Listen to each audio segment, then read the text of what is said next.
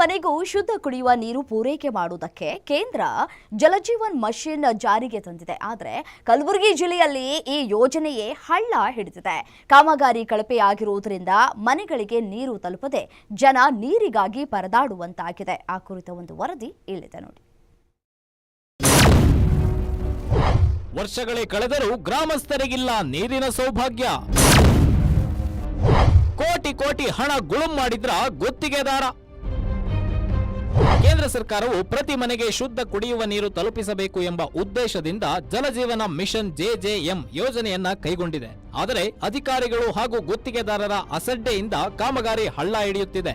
ಕಲಬುರಗಿ ಜಿಲ್ಲೆಯ ಅಫಜಲ್ಪುರ ತಾಲೂಕಿನ ನೀಲೂರು ಗ್ರಾಮದ ಜನರ ಪರಿಸ್ಥಿತಿಯು ಇದಕ್ಕೆ ಹೊರತಾಗಿಲ್ಲ. ಸುವರ್ಣ ಗ್ರಾಮ ಎಂಬ ಹೆಗ್ಗಳಿಕೆಗೆ ಪಾತ್ರವಾದ ಈ ನೀಲೂರು ಗ್ರಾಮ ಮೂಲಭೂತ ಸೌಕರ್ಯಗಳಲ್ಲಿ ಒಂದಾದ ಶುದ್ಧ ಕುಡಿಯುವ ನೀರಿನಿಂದ ವಂಚಿತವಾಗಿದ್ದೆ. ಇಲ್ಲಿ JJM ಕಾಮಗಾರಿ ಆರಂಭವಾಗಿ ವರ್ಷ ಕಳೆದು ಇನ್ನೂವರೆಗೆ ಗ್ರಾಮಸ್ಥರ ಮನೆಗಳಿಗೆ ನೀರು ಬಂದಿಲ್ಲ. ಪ್ರತಿ ಮನೆಯ ನಲ್ಲಿಗಳು ಬತ್ತಿ ಹೋಗಿವೆ. ಅಷ್ಟೇ ಅಲ್ಲ, ಜಲಜೀವನ್ ಮಿಷನ್ ಕಾಮಗಾರಿಗಾಗಿ ಗ್ರಾಮದ ತುಂಬೆಲ್ಲ ರಸ್ತೆ ಅಗೆಯಲಾಗಿದೆ. ಇದರಿಂದ ಜನ ಓಡಾಟಕ್ಕೆ ತುಂಬಾ ಕಷ್ಟವಾಗುತ್ತಿದೆ ಎಂದು ಗ್ರಾಮಸ್ಥರು ಆರೋಪಿಸಿದ್ದಾರೆ. ತಾಲೂಕು ನೀಲೂರು ಗ್ರಾಮದಲ್ಲಿ 2022ರಂದು JJM ಕಾಮಗಾರಿ ಪ್ರಾರಂಭ ಆಗ್ಯದ. ಅಗ್ರಿಮೆಂಟ್ ಏನು ಹೇಳ್ತದೆ ಅಂದರೆ 6 ತಿಂಗಳದೊಳಗೆ ಈ ಕೆಲಸ ಕಂಪ್ಲೀಟ್ ಮಾಡಬೇಕಾಗಿತ್ತು.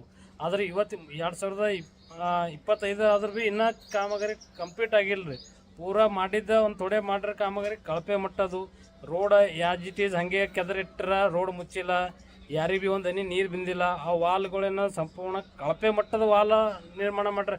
ಇಲ್ಲೇನು ಮೆಟೀರಿಯಲ್ ಯೂಸ್ ಮಾಡ್ರೆ ಎಲ್ಲ ಕಳಪೆ ಮಟ್ಟದ. ಕೋಟ್ಯಾಂತರ ವೆಚ್ಚದಲ್ಲಿ ಕಾಮಗಾರಿ ಮಾಡಲಾಗಿದೆ. ಆದರೆ ಒಂದು ದಿನವೂ ನೀರು ಬರಲಿಲ್ಲ. ಅಧಿಕಾರಿಗಳಿಗೆ ಕೇಳಿದ್ರೆ ಆದಷ್ಟು ಬೇಗ ಬರುತ್ತವೆ ಎಂದು ಹೇಳುತ್ತಲೇ ಇದ್ದಾರೆ. ಆದ್ರೆ ಒಂದು ಹನಿ ನೀರು ಸಹ ನಲ್ಲಿಯಲ್ಲಿ ಕಂಡಿಲ್ಲ. ಕಿಲೋಮೀಟರ್ ದೂರದಿಂದ ನೀರು ತರಬೇಕು. ಇದರಿಂದ ತುಂಬಾ ಸಮಸ್ಯೆ ಉಂಟಾಗ್ತಿದೆ. ಕೂಡಲೇ ನಮಗೆ ನೀರು ಒದಗಿಸಿ ಎಂದು ಗ್ರಾಮಸ್ಥರು ಒತ್ತಾಯಿಸಿದ್ದಾರೆ. ಅದೇನೇ ಇರಲಿ, ಕೇಂದ್ರ ಸರ್ಕಾರದ ಮಹತ್ವದ ಯೋಜನೆಯಲ್ಲಿ ಒಂದಾಗಿರುವ ಜಲಜೀವನ್ ಮಿಷನ್ ಯೋಜನೆ ಕೇವಲ ನಾಮಕಾವಸ್ಥೆ ಎಂಬಂತಾಗಿರೋದು ದುರಂತ.